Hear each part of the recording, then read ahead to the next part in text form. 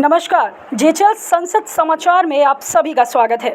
आज देखेंगे कि कैसे लोकसभा संसद में एक भयानक गैंगवार का सिचुएशन बन गया था, जहां पर बीजेपी और कांग्रेस सांसद गैंगस्टर की तरह नजर आ रहे थे। ये नजारा बेहद हैरान करने वाला था, जिसकी चर्चा आगे करेंगे।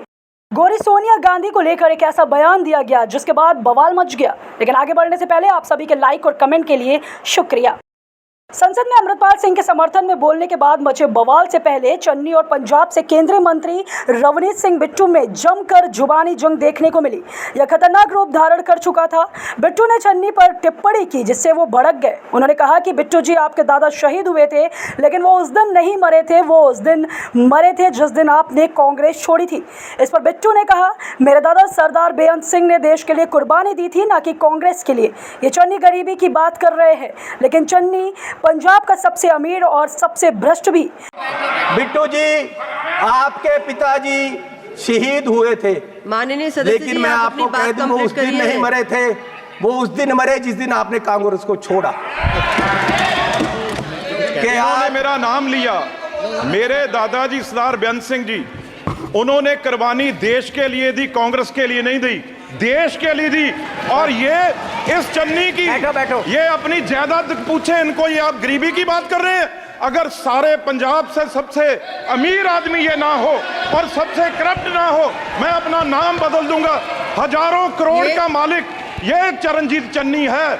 बिट्टू ने यह भी कहा कि गोरा किसको बोला है, पहले या तो बताओ कि सोनिया गांधी कहां से आई हैं। उन्होंने यह कहते हुए कांग्रेस सांसदों की तरफ तेजी से आगे बढ़ना शुरू कर दिया, जिसके बाद बवाल मच गया। बिट्टू के जवाबी हमले के बाद जब चन्नी ने बोलना शुरू किया तो बीजेपी के सांसद शोर करने लगे। एक वक्त तो ऐसा आया कि दोनों पक्ष के सांसद आमने सामने आ गए। इससे सदन में आपसी झड़प की स्थिति पैदा हो गई। और ये गोरा किसको कह रहे हैं? माननीय सदस्य सोनिया गांधी जी, वो कहाँ के हैं ये पहले बताएं। भाई सोनिया गांधी जी कहाँ के हैं? ये सबसे मीटू में, ये सारे केसों में ये सबसे करप्ट है।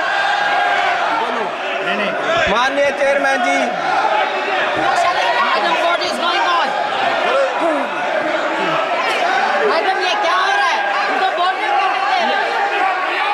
राहुल गांधी ने किया इशारा कि मारो इसे। फिर संसद में शुरू होने वाला था मारपीट। तभी जो हुआ सभी देखते रह गए। अगर माहौल बिगड़ता तो संसद में किसी का कुर्ता फट जाता तो किसी का धोती। राहुल गांधी भड़का रहे थे और माहौल गर्म होता जा रहा था। कांग्रेस के कई सांसद बिट्टू से भिड़ने के लिए मैदान में कूद चुके थे। अगर संसद में हाथापाई शुरू हो जाती तो यह संसद के लिए एक और काला अध्याय साबित होता और राहुल गांधी, बिट्टू और चन्नी खुद को कभी माफ नहीं कर पाते, क्योंकि यह मारपीट कहां जाकर रुकती किसी को नहीं पता था। अंत में संसद के गार्ड को भी अंदर घुसना पड़ता है। बिट्टू को हराने वाले अमरिंदर सिंह वारिंग उनकी ओर बढ़ते नजर आए। माहौल गर्म होता देख सदन की कार्यवाही दोपहर 2 बजे तक स्थगित कर दी गई। दरअसल बिट्टू को हारने के बावजूद बीजेपी ने उन्हें मंत्री बनाया है। अभी बिट्टू किसी भी सदन के सदस्य नहीं है। मोदी जी ने रवनीत सिंह बिट्टू को हारने के बाद भी कैबिनेट में मंत्री बनाया है। बाद में लोकसभा स्पीकर ओम बिरला ने दोनों पक्षों को संयम बरतने की सलाह देते हुए चन्नी और बिट्टू की टिप्पणियों को सदन से निकालने के आदेश दिए। संसद में बजट सत्र पर चर्चा के दौरान पंजाब के पूर्व सीएम और जालंधर से कांग्रेस के सांसद चरणजीत सिंह चन्नी ने लोकसभा में खालिस्तान समर्थक और निर्दलीय सांसद अमृतपाल सिंह के समर्थन में बयान दिया था। चन्नी ने कहा था कि एनएसए के तहत एक निर्वाचित सांसद को कैद करके रखना केंद्र को अघोषित आपातकाल का हिस्सा है। मशहूर सिंगर सिद्धू मूसेवाला की हत्या पर परिवार को अब तक इंसाफ नहीं मिला। यह एक इमरजेंसी है। चन्नी ने कहा था कि हर रोज आपातकाल की बात करते हैं, लेकिन आज देश में जो अघोषित आपातकाल है उसका क्या? अमृतपाल पर दिए गए चन्नी के इस बयान के बाद बीजेपी कांग्रेस पर हमलावर हो गई। कहा जा रहा है कि इस बयान से कांग्रेस के भी कई सांसद नाराज थे। इसके बाद कांग्रेस ने डैमेज कंट्रोल की कोशिश करते हुए चन्नी के बयान से दूरी बना ली। इस वक्त चन्नी बिल्कुल अकेले हो गए। कांग्रेस पार्टी के वरिष्ठ नेता जयराम रमेश ने कहा है कि अमृतपाल सिंह पर चन्नी का बयान उनकी निजी राय है और किसी भी स्थिति में पार्टी का यह रुख नहीं है। कांग्रेस ने तो चन्नी के बयान से भले ही कन्नी काट ली हो, लेकिन चन्नी अपने बयान से पीछे हटने को तैयार नहीं है। उन्होंने दैनिक ट्रिब्यून से बातचीत में फिर सवाल उठाए। जालंधर के सांसद ने कहा है कि यदि अमृतपाल सिंह खालिस्तानी है तो फिर उसके नामांकन पत्रों को खारिज क्यों नहीं किया गया, उसे आखिर संसद क्यों लाया गया और सांसद के तौर पर शपथ भी दिलाई गई। अमृतपाल सिंह ने संविधान की शपथ ली है और उसे संसद की कार्रवाई में हिस्सा न लेना देना और उन लोगों के साथ अन्याय है जहां से उसने चुना गया है। याद कीजिए दोस्तों, जब चन्नी पंजाब के मुख्यमंत्री थे तब मोदी के काफिले को पंजाब में किस तरह घेर कर डराने की कोशिश की गई थी। उस वक्त पीएम मोदी पर कोई भी बड़ा हमला हो सकता था, जिसके बाद एसपीजी को गोली चलानी पड़ती और भारी खून खराबा देखने को मिल सकता था। यह दर्शाता है कि चन्नी मोदी सरकार को नफरत करते और उस दिन मोदी के साथ कुछ बड़ा कांड हो जाता तो उसके लिए चन्नी ही जिम्मेदार होते। कई लोग चन्नी को खालिस्तानी समर्थक भी मानते हैं।